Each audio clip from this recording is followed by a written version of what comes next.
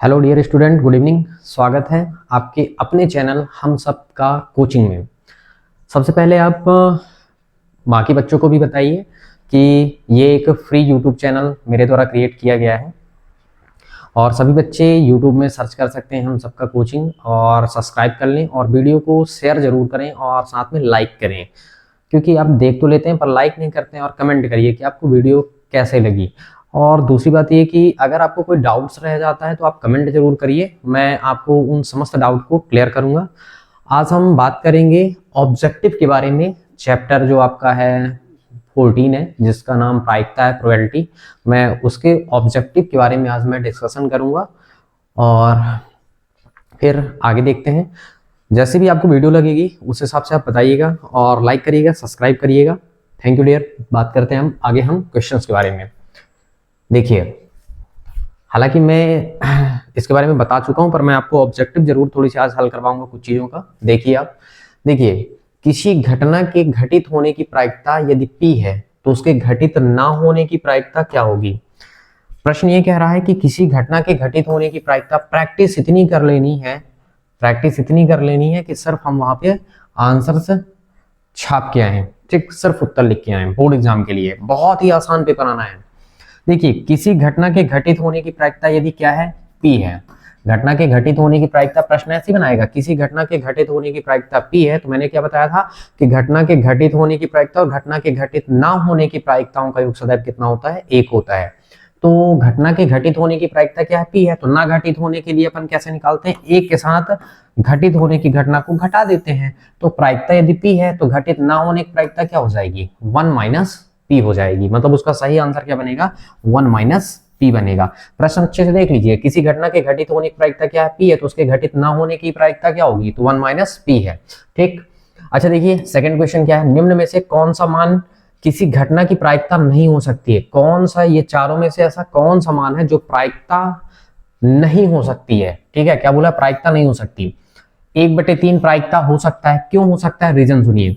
प्रायिकता का जो मान है वो शून्य से लेकर के, प्रायिकता का जो मान है वो 0 से लेकर के 1 तक होता है। अनिश्चित घटना की प्रायिकता 0 होती है, निश्चित घटना की प्रायिकता 1 होती है। बाकी सभी घटनाओं की प्रायिकता का जो मान है वो 0 से लेकर 1 के बीच में होता है। अगर हम इसको डिवाइड करेंगे तो 0 पॉइंट आएगा कुछ प्लस का, मतलब ये प्रायिकता हो सकता है, ये भी प्रायिकता हो सकता है। अच्छा, 3% परसेंट में भी प्रायिकता हो सकती है। परसेंट का मतलब क्या हुआ, ये है 3 और बटे कितना हो गया 100%, हटाइए बटे में 100 डालिए, डिवाइड करेंगे 0.00 कुछ आएगा, मतलब ये भी प्रायिकता है। अब देखिए, अगर हम इसको भाग दे रहे हैं, क्या कर रहे हैं, अगर हम यहाँ से डिवाइड किए 17 में, यदि आप क्या कर रहे हैं 16 से भाग देंगे तो 16 एकम 16 और 1 बचेगा, फिर पॉइंट लग जाएगा। तो देखिए 1 पॉइंट कुछ ना कुछ आएगा। मान लीजिए हम यहाँ पे ये आ गया, ठीक है, तो 1 से बढ़ रहा है। जबकि क्या कहा गया है कि प्रायिकता का मान क्या होता है, 0 से लेकर के 1 तक होता है। यानी 0 भी हो सकता है, 1 भी हो सकता है और फिर उनके बीच का मान भी होगा, ठीक। लेकिन 1 से कभी ज्यादा नहीं हो सकता, 0 से कभी नहीं कम नहीं हो सकता। इसका मतलब प्रायिकता कौन नहीं है, अगर हम बात कर रहे हैं तो प्रायिकता कौन नहीं है इस केस में अगर हम बात करते हैं तो देखिए, प्रायिकता कौन नहीं है, तो प्रायिकता 17/16 नहीं है। इसका आंसर ये था। निम्नलिखित में से कौन सी संख्या किसी घटना की प्रायिकता नहीं हो सकती है। देखिए, 2/3 भाग देंगे अगर हम 3 का तो 0 पॉइंट कुछ आएगा, मतलब ये प्रायिकता हो सकती है, ठीक है। परसेंटेज भी प्रायिकता हो सकता है, ये तो ऐसे भी होगा, प्रायिकता होगा। तो प्रायिकता क्यों नहीं हो सकता, प्रायिकता ऋण का 1/5 नहीं हो सकता। क्यों नहीं हो सकता, क्योंकि प्रायिकता का मान 0 से लेकर के कहां तक होता है बेटा, 1 तक होता है। 0 भी होगा, 1 भी होगा, लेकिन 0 से कम नहीं हो सकता, और 0 से कम ऋण का मान है, तो प्रायिकता ये कभी भी नहीं हो सकता, ठीक। नेक्स्ट देखते हैं अपन, किसी असंभव घटना की प्रायिकता क्या होती है। अच्छा देखिए, असंभव घटना क्या है, हम बात करते हैं। मान लीजिए एक सिक्के को उछाला गया, ठीक है, ये कहा गया कि एक सिक्के को उछालिए और हेड और टेल साथ में। क्या ऐसा संभव है कि हमें एक सिक्के को उछालने तो हेड और टेल साथ में आ जाए, संभव ही नहीं है, असंभव घटना है। इसलिए असंभव घटना की प्रायिकता सदैव क्या होती है, 0 होती है। मतलब वह घटना जिसके घटित होने की संभावना निश्चित नहीं होती, मतलब अनिश्चित होती है, उसे हम क्या कहते हैं, संभव घटना कहते हैं। और ऐसी घटना की प्रायिकता क्या होती है, 0 होती है। किसी निश्चित घटना की प्रायिकता सदैव कितनी होती है, 1 होती है। प्रायिकता का मान के बीच होता है, तो बेटा प्रायिकता का मान जो है ना वो 0 और 1 के बीच होता है, 0 और 1 के बीच होता है, या 0 से लेकर 1 के बीच होता है, ठीक है। 0 से लेकर 1 के बीच ही होता है, ठीक है, ये ध्यान रखना है। तो निश्चित घटना की प्रायिकता क्या होती है, 1 होती है। निश्चित घटना की प्रायिकता क्या होती है, 0 होती है। तो ये था हमारे पास। कुछ हम और देखते हैं क्वेश्चंस आगे किस प्रकार से क्वेश्चंस पूछे जा सकते हैं। तो चलिए देखते हैं नेक्स्ट क्वेश्चन अपने पास क्या है।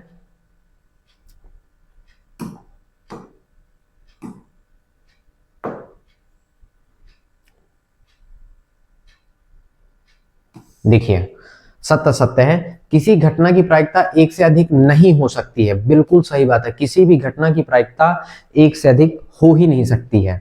किसी घटना की प्रायिकता एक से अधिक होती है, ये असत्य है। ठीक, क्यों? क्योंकि प्रायिकता का मान क्या होता है, 0 भी हो सकता है, 1 भी हो सकता है, तो 1 से कभी अधिक हो ही नहीं सकता। असत्य है ये। किसी घटना की प्रायिकता ऋणात्मक नहीं हो सकती है, ये भी बिल्कुल सत्य है। किसी घटना की प्रायिकता ऋणात्मक नहीं हो सकती है, ठीक है, ये भी बिल्कुल सत्य बात है। ठीक, एक शब्द में उत्तर क्या बोल रहा है, एक शब्द या एक वाक्य में किसी घटना की प्रायिकता और किसी घटना की प्रायिकता और उस घटना के नहीं होने की प्रायिकता का योग कितना होता है। देखिए, किसी घटना की प्रायिकता और उस घटना के नहीं होने की प्रायिकता, मतलब किसी घटना की प्रायिकता, घटित होने की प्रायिकता और उस घटना के घटित नहीं होने की प्रायिकता का योग सदैव कितना होता है। तो बेटा सदैव योग कितना होता है, ये 1 होता है। अच्छे से ध्यान से देख लीजिए। किसी असंभव घटना की प्रायिकता कितनी होती है, तो असंभव घटना की प्रायिकता क्या होती है, 0 होती है। किसी निश्चित घटना की प्रायिकता कितनी होती है, तो किसी निश्चित घटना की प्रायिकता कितनी होती है, 1 होती है। ठीक, ये था आपका ऑब्जेक्टिव टाइप में क्वेश्चन और बहुत ही नॉर्मल टाइप में क्वेश्चन। कुछ सवाल से भी आपसे क्वेश्चन पूछ सकता है, ठीक है, बाकी सब यहीं से पूछेगा और बाकी और कुछ भी नहीं। ठीक, तो ये हुआ आपका। फिर हम कुछ क्वेश्चंस अगर आप देखना चाहते हैं तो चलिए हम देख सकते हैं, कुछ क्वेश्चंस को भी सॉल्व कर देते हैं यहाँ पे साथ में, क्योंकि ज्यादा जरूरी भी है। तो चलिए देखते हैं, एक आध क्वेश्चंस को अपन देखते हैं। जैसे ये क्वेश्चन अगर हम बात करते हैं तो सिर्फ इतना ही आएगा, इतना पूछा जाएगा, ऐसे फ्रेम करेगा, सिर्फ और सिर्फ इतना ही क्वेश्चन फ्रेम करके छोड़ देगा। देखिए ध्यान से देखिए क्या लिखा है, एक चित्त प्राप्त करने की प्रायिकता ज्ञात करना है। अच्छा, चित्त के लिए मैंने क्या बताया था कि चित्त क्या है और पट क्या है।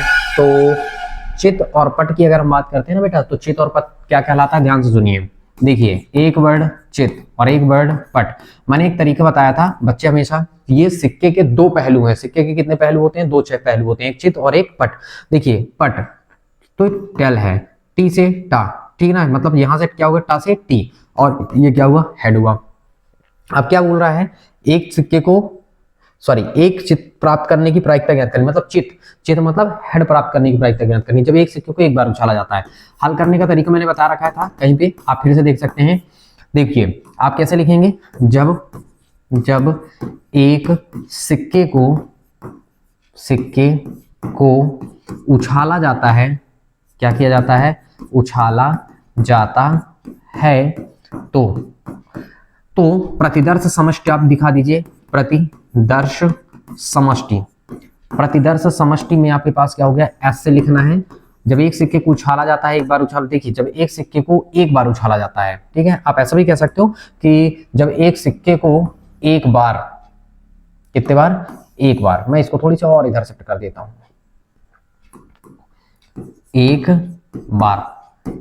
बार उछाला जाता तो हेड, या तो क्या आएगा, टेल। तो देखिए NS, नंबर ऑफ एस, कितनी घटना घटी, तो यहाँ पे टोटल 2 हमारे पास घटना निकली कि भैया 2 घटनाएं आ गई, कि या तो हेड आएगा या तो क्या आएगा, टेल आएगा। नेक्स्ट केस आपके पास क्या है, देखिए कितना बोला है, एक चित्त प्राप्त करने की प्रायिकता। तो पहले आप क्या लिखेंगे, चित्त प्राप्त करने की घटना। तो चलिए यहाँ पे लिख देते हैं अब चित्त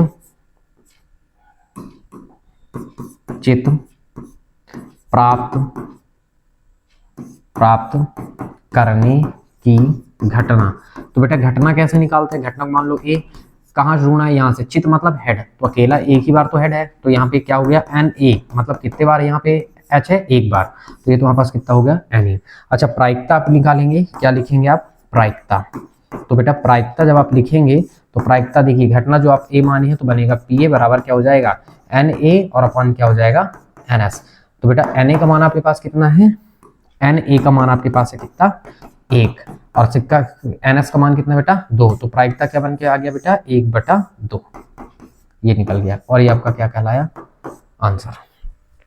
इस तरह से आपको सॉल्व करना है। अच्छा, कभी कभी चित्त की जगह में पट लिख देता है, लेकिन क्वेश्चन इतना ही बनाएगा, है ना, और कोई चेंजेस नहीं करेगा, हूबहू प्रश्न बनाएगा। आप अच्छे से देख लीजिए। हाँ, ऐसा हो सकता है कि चित्त के जगह में पट जरूर कर दे, तो फिर आप पट प्राप्त करने की प्रायिकता ज्ञात करेंगे। जैसे मैंने यहाँ पे चित्त के लिए मैंने बताया, वैसे सेम आपको करना होगा पट के लिए।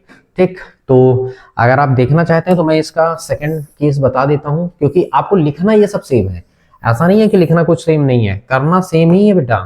ठीक, बस मैं एक कॉपी तैयार करता हूं इसकी कि देखिए, मान लीजिए आपके पास इसी क्वेश्चन का क्या रहा है, सपोज दैट आधा आधा पूछेगा तो स्वाभाविक बात है लिखना सब पड़ेगा, आपको लिखना यहाँ से सब पड़ेगा। बस चित्त की जगह में आपको क्या लिखना होगा, तो चित्त की जगह में आपको यहाँ पे क्या लिखना होगा, पट। तो यहाँ पे आप क्या लिखेंगे, पट। और उसके पश्चात देखिए पट के लिए आपको क्या यूज करना होगा, यहाँ पे टी, तो आप यहाँ पे क्या यूज कर लेंगे, टी। बस इतना सा काम है, क्योंकि पट के लिए टी, बाकी सेम प्रोसेस। देखिए मान लीजिए ये मैं यहाँ पे, ठीक, देखिए मान लेते हैं कि प्रश्न सिर्फ, अच्छा ये तो मैंने सिर्फ बताने के लिए लिखा है कि आप कंफ्यूज ना हो कि चित्त और पट का क्या मतलब है। ठीक, अब देखिए मान लीजिए चित्त प्राप्त करने की प्रायिकता, ठीक है, ज्ञात करना है, बोल रहा है एक चित्त प्राप्त करने की प्रायिकता। अच्छा ऐसा भी कह सकता है, जब एक सिक्के को एक बार उछाला जाता है तो एक चित्त प्राप्त करने की प्रायिकता ज्ञात कीजिए, ऐसा भी बना सकता है प्रश्न। आगे पीछे करेगा आपको कंफ्यूज करने के लिए, आप बिल्कुल भी कंफ्यूज नहीं होना है। ठीक, तो देखिए जब आपने क्या लिखा, जब एक सिक्के को एक बार उछाला जाता है तो प्रतिदर्श समष्टि क्या दिखेगा, ये तो हेड आएगा, तो टेल आए, टोटल घटना कितनी हुई, 2 हुआ। एन मतलब नंबर, कितने बार आया, 2 बार आया। ठीक, चित्त प्राप्त करने की घटना को हमने मान लिया ए, तो एच चित्त मतलब हेड, हेड कितने बार है यहाँ पे, देखे एक बार, तो एन का मान 1, प्रायिकता क्या होगा, पी बराबर एन अपॉन एन एस, 1/2। ठीक, अच्छा देखिए फिर आपके पास क्या होगा, मान लीजिए ये प्रश्न में चित्त की जगह में क्या आ रहा है, मान लेते हैं थोड़ी देर के लिए कि इस क्वेश्चन में चित्त ना लिख करके क्या लिख देता है, पट लिख देता है। ठीक है, तो अगर पट लिख के आ रहा है ना बेटा, तो पट लिख के आने पर आप क्या करेंगे, सेम ये सेम लिखेंगे। एक सिक्के को एक बार उछाला जाता तो ये घटना घटित होगी, पट प्राप्त करने की घटना को हमने मान लिया ए, तो क्या हुआ, पट के लिए क्या हमने यूज किया, टी, टी यूज किया, अनेक मान हुआ, बाकी सब सेम रहेगा। चाहे अच्छा कभी कभी ऑब्जेक्टिव में भी आता है कि जब एक सिक्के को एक बार उछाला जाता है तो चित्त आता है, चित्त या पट आने की प्रायिकता कितनी होती है, रट लीजिए 1/2 होता है। ठीक है, कितना होता है, 1/2 होता है। ये आपको बहुत अच्छे से रट लेना है। ठीक है, तो ये आपका एक क्वेश्चन हुआ। अब हम चलते हैं नेक्स्ट क्वेश्चन के बारे में देखते हैं। तो सेकंड क्वेश्चन आपके पास क्या क्या था ये भी देखते हैं अपन।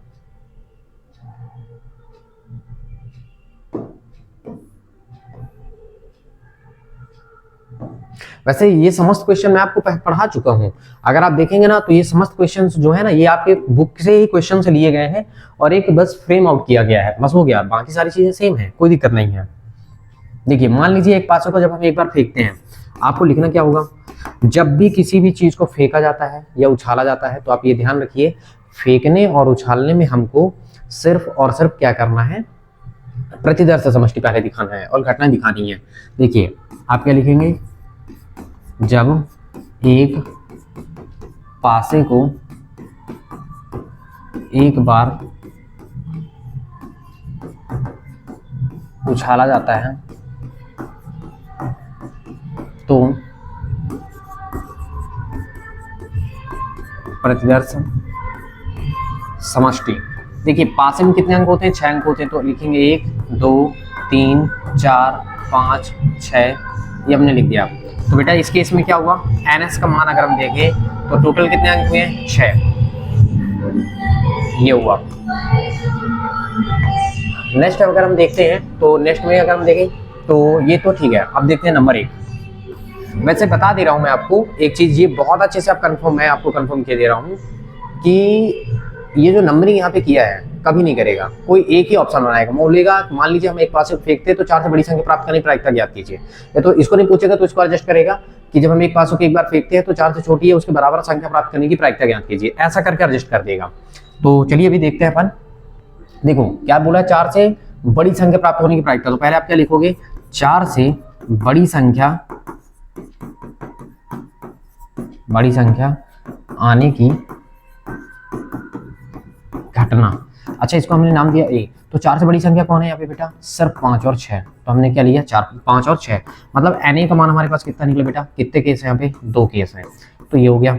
अच्छा प्रायिकता आप क्या लिखेंगे, देखिए प्रायिकता में तुम्हारे पास क्या हो जाएगा, Pa बराबर क्या हो जाएगा बेटा, Na और अपॉन क्या हो जाएगा, NS।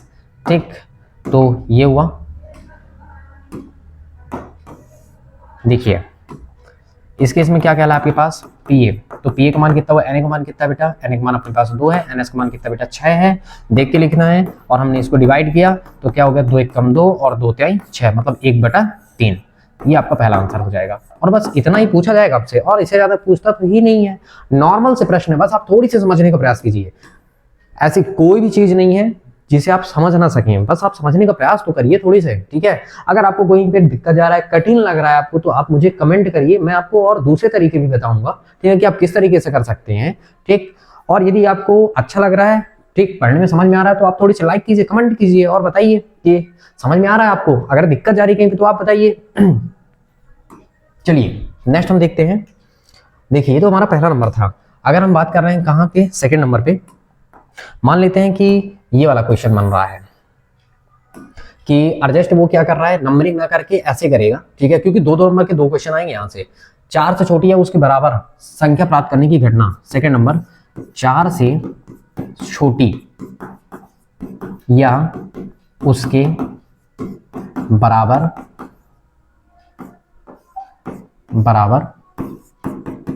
संख्या प्राप्त करने की घटना, प्राप्त करने की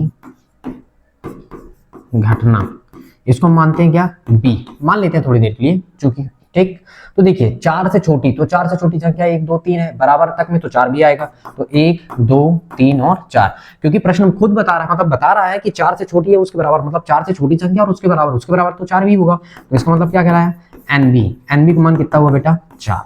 टोटल संख्या काउंटिंग कर लीजिए आप, कितना निकल के आया, 4 निकल के आया। चलिए इसको यहाँ पे शिफ्ट करते हैं। अब हम निकालते हैं क्या, प्रायिकता। लिख सकते हैं आप अब प्रायिकता, किसकी प्रायिकता, 4 से छोटी है उसकी, उससे छोटी संख्या यानी उसके बराबर संख्या प्राप्त करनी प्रायिकता, तो उसको हम नाम दे देते हैं क्या, पीबी। पीबी बराबर क्या हो जाएगा, एनबी। एनबी बटे क्या हो गया बेटा, एनएस। तो इसका मान कितना हुआ, 4, ये कितना हुआ, 6, डिवाइड करो, 2 दूनी 4, 2 3 6, मतलब प्रायिकता पीबी का मान क्या निकला बेटा, पीबी का मान आपके पास ये निकला। और ये आपका क्या कहलाया, ये आपका कहलाया आंसर। तो हम ऐसे ही करते हैं सवालों को। अब सवाल कोई भारी थोड़ी ना होते हैं, बहुत ही आसान है, ठीक। आप लगाइए, और जो सवाल आपसे नहीं बन रहे हैं, आपको दिक्कत जा रहा है, आप कमेंट करिए, मैं उन सवालों को बताऊंगा, आपको बहुत ही आसान तरीके से बताने का प्रयास करूंगा, ठीक है। तो ये सब नॉर्मल क्वेश्चंस बनते हैं, ठीक है, आप इनको थोड़ी सी हल करने का प्रयास तो करिए। चलिए एक और देखते हैं। देखिए कितने अच्छे अच्छे क्वेश्चंस हैं, इतनी बार प्रैक्टिस कर लीजिए ना कि सारी चीजें बिल्कुल आसान लगने लगे, रट जाएं बिल्कुल। देखिए क्या बोला गया है, एक पासे को एक बार फेंका जाता है। देखो जब एक पासे को एक बार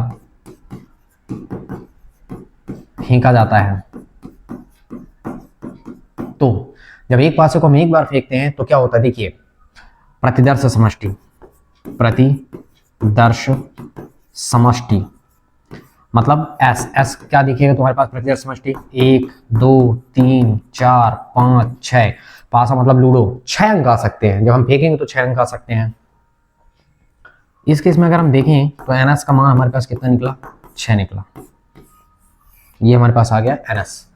अच्छा देखिए अब एनएस आ गया तो हमारे पास क्या बनेगा, नंबर 1 बोला एक अभाज्य संख्या, अभाज्य संख्या आने की घटना, जब हम फेंक रहे हैं तो अभाज्य संख्या, तो आप क्या लिखेंगे, अभाज्य संख्या, अभाज्य संख्या आने की घटना, तो अभाज्य संख्या आने की घटना को हम मानते हैं ए। अच्छा पहले हम ये जान लें कि अभाज्य संख्या होती क्या है बेटा, एक को छोड़ करके जो संख्या खुद के अतिरिक्त किसी से नहीं कटती है उसे हम अभाज्य संख्या कहते हैं। जैसे देखो 2 खुद के अतिरिक्त किसी से नहीं कट सकता, एक को छोड़ करके, 3 भी अभाज्य है, 5 भी अभाज्य है, क्योंकि ये आपस में खुद के अतिरिक्त किसी से नहीं कट सकते, किसी से भाग नहीं जा सकता। तो इसका मतलब Na का मान कितना आ गया बेटा, Na का मान आ गया अपने पास 3, देखो 3 अंक है अंदर, ठीक है, तो Na का मान आ गया कितना, 3। अब हम क्या निकालेंगे, प्रायिकता, क्या लिखेंगे हम, प्रायिकता। तो देखो लिख सकते हो आप, अब देखो अब प्रायिकता अपन निकाल रहे हैं, तो प्रायिकता क्या बन गया, पीए। तो पीए बराबर कितना बच्चा बन गया बेटा, Na/NS, ठीक। अब ये देख हमारे पास क्या हो गया, पीए, तो Na का मान कितना बेटा, 3, NS का मान कितना बेटा, 6। अगर हम 3 कम 3 काट रहे हैं तो क्या हो जाएगा, देखो 3 कम 3, 3 दूनी 6, कुछ लोग 2 बस लिख देते हैं, ऐसा नहीं करना है, 1 बटे कितना हुआ, 2।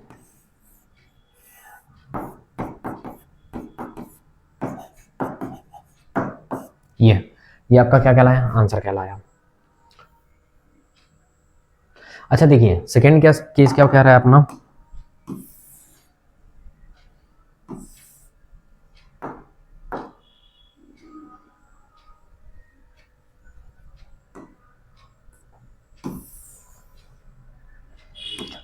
सेकेंड केस क्या बोल रहा है, 2 और 6 के बीच कोई भी स्थित संख्या, 2 और 6 के बीच,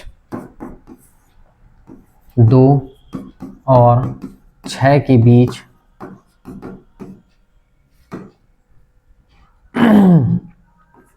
की संख्या आने की घटना, इसको नाम दिए बी। 2 और 6 के बीच बताइए, 2 और 6 के बीच कौन सी संख्या, 3 4 5 आएंगी, 3 4 और 5 आएंगी। इसका मतलब हमारे पास एन बी का मान कितना कहलाया, एन बी का मान कितना हुआ, सॉरी एन बी का मान कितना कहलाया 3। ऐसे इसको डिब्बे बंद करना है। अब आपको क्या लिखना है, प्रायिकता। तो प्रायिकता आप बताइए क्या बन गया, पी बी, जब घटना आप बी माने तो पी बी, और पी बी बराबर क्या हो जाएगा एन बी, और बटे क्या हो जाएगा बेटा एन एस।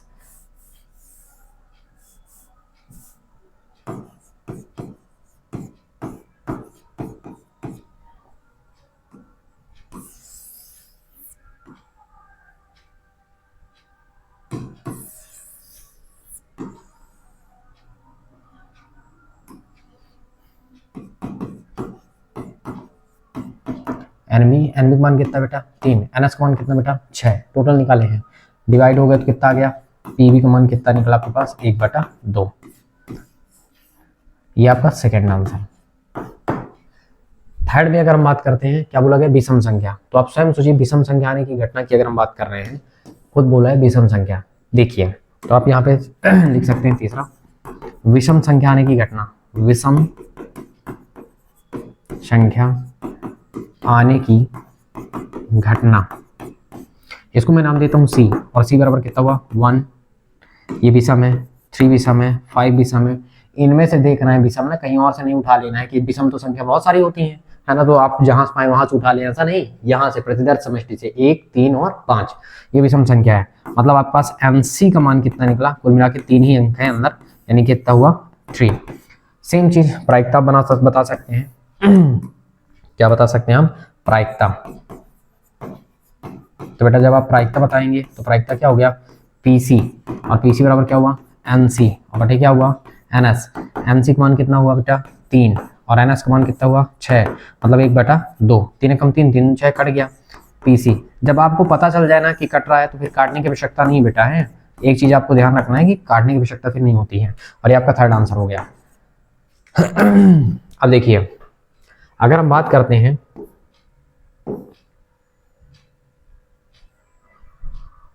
चलिए मैं इसको यहां पे शिफ्ट कर देता हूं,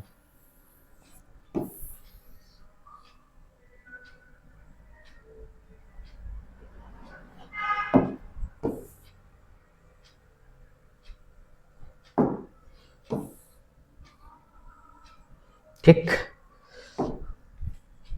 इसको भी डिवाइड कर देता हूं मैं। देखिए तो देखिए क्वेश्चंस था, क्वेश्चन ऐसा क्रिएट करेगा, इतने सारे तो नहीं पूछेगा क्योंकि यहाँ से 2 नंबर के 2 क्वेश्चन आने वाले हैं और 2 ऑब्जेक्टिव आएंगे, मैं बार बार बता रहा हूँ आपको, ठीक है। तो इस तरह का क्वेश्चन तो नहीं पूछेगा, मतलब 3 नंबरिंग नहीं करेगा वो, ये कहेगा एक पासे को जब फेंका जाता है तो विषम संख्या आने की प्रायिकता ज्ञात कीजिए, ये सम संख्या आने की प्रायिकता ज्ञात कीजिए। तो जिस प्रकार मैंने विषम के लिए लिखा, आप सम को 2 4 और क्या लिख सकते हैं, 2 4 और 6 लिख सकते हैं, एक पासे को जब फेंका जाता है तो सम के लिए आप निकाल सकते हैं, बाकी सब सेम निकलेगा, 1/2 ही आएगा, ठीक।